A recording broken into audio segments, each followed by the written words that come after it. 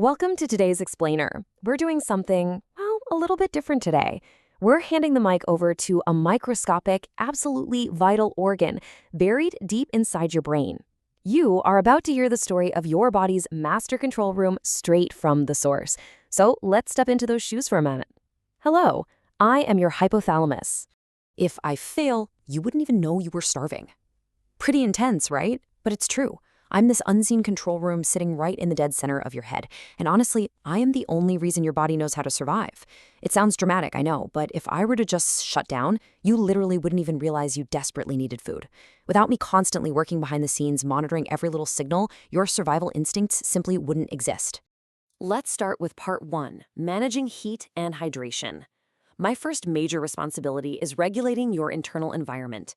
It's my job, literally every single second of every single day, to make sure you don't accidentally cook yourself from the inside out during a fever, or just completely dry up when water is scarce. So picture this. You get an infection, right?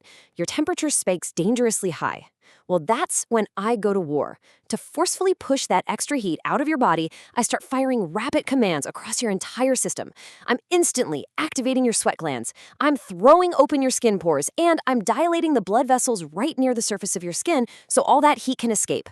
I will fight relentlessly until you're completely drenched in sweat, the fever breaks, and it's finally safe for your organs to go back to their normal operating temps. And then there's water. Oh man, water is an incredibly high-stakes challenge. To put it in perspective, a human adult is about 50% water. A newborn baby? An incredible 75%. And you naturally lose about a quarter gallon of this crucial moisture every single day just by doing normal things like breathing, sweating, and going to the bathroom. If you were to lose just 1/5 of your body's total water, that leads straight to death. No way around it. This razor-thin margin is exactly why my job is so incredibly stressful. Okay, let's dive into this emergency sequence. When my ultra-sensitive sensors detect that your blood's water levels are dropping and salt is rising, I immediately ping my partner, the pituitary gland. I command it to release a very specific hormone into the blood called ADH. That's antidiuretic hormone. The absolute second ADH hits your system, your kidneys instantly start hoarding water. Your saliva stops flowing and your urine becomes super concentrated. Boom. Just like that, water loss is halted. But what happens when the exact opposite is true? What if you've been chugging water all day? If my sensors realize there's way too much water in your blood, I instantly send a signal to completely cut the ADH supply. Cut it off. Without that ADH, your kidneys lose their ability to hold on to that extra water. And suddenly, you find yourself having to visit the bathroom over and over and over again until all that excess water is safely flushed out. Moving on to part 2, controlling hunger and digestion. Hydration is really just one piece of the puzzle. My next massive, absolutely crucial task is energy management. You probably think of hunger as a nuisance, right? Like a rumbling stomach during a meeting. But believe me, hunger is actually this hidden, miraculous blessing. Seriously, even before you take your first bite of a meal, I'm already hard at work. When I get thousands of warning signals about an energy crisis in your muscles, I take rapid action. I fire signals straight to your salivary glands to ramp up production. I heighten the sensitivity of the taste buds on your tongue. Because of this really precise preparation, the mere smell of hot roti or fragrant curry instantly makes your mouth water. It's my way of letting you know we need fuel right now. And this brilliantly illustrates just how delicate this whole balance really is. See, I have 2 very specific groups of cells purely for managing your food intake. If my stop eating unit fails, you would literally just keep eating and eating until your stomach bursts. You'd never realize you were full. On the flip side, if the start eating unit breaks down, you would never ever feel hunger. Even the most delicious food on earth would taste like bitter medicine. And without me triggering that saliva production, just swallowing a single bite would become this terrible, agonizing chore. All right, let's jump into the next section, regulating basic human instincts. Because my role goes way beyond just food and water. I actually manage your most fundamental human desires and survival instincts. I act as this crucial partner deep within your brain for almost everything you feel. Take sexual desire, for instance. Now, I might not know exactly how that initial spark originates in your brain, but I definitely respond to the mental pressure it creates. Through some pretty incredible teamwork, I command the pituitary gland to release sex hormones into your bloodstream.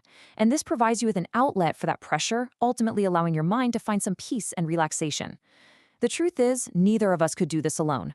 It's a team effort. Okay, now we need to look at the emergency response system. We are shifting gears entirely here because things are about to get very, very intense. This is the protocol I trigger the second the brain's cortex spots extreme danger, or when you experience immense anger. When you get furious, I execute the danger protocol in a fraction of a second. Blood instantly leaves the surface of your skin. It rushes to prime your inner muscles, dilating those blood vessels. Your heart pumps incredibly fast. Your lungs expand so you take rapid, heavy breaths. Digestion completely halts, and your salivary glands immediately shut down to conserve moisture. Which, by the way, is exactly why your mouth goes completely dry when you are blinded by rage. But I need you to listen to me very carefully right now. Keeping this emergency system turned on through constant jealousy, prolonged hatred, or some stubborn desire for revenge, it is fatal. This protocol is meant for temporary, short-term survival. If you force me to maintain this extreme state constantly, it will literally destroy your internal organs and systems. It burns the house down from the inside. Which brings us to our final section, a lifelong silent guardian. As your hypothalamus, my entire existence revolves around keeping you alive. I spend my days perfectly balancing the total chaos inside you. I am your lifelong silent guardian. But I have my vulnerabilities too. I have absolutely zero control over the outside world. I am incredibly vulnerable to things like tumors growing nearby or an interrupted blood supply to the brain during a stroke. Yet, despite these massive risks hanging over me, I work silently for your entire lifetime. I keep you perfectly calibrated day in and day out, usually without you even knowing I exist. So, after everything I do for you, every single second of your life, I want to leave you with this one question. What can you do for me? Can you not even offer healthy thoughts and a little gratitude? A peaceful mind and a thankful heart directly improve my performance, and in turn, they ensure your very survival. Thanks for listening to my story today.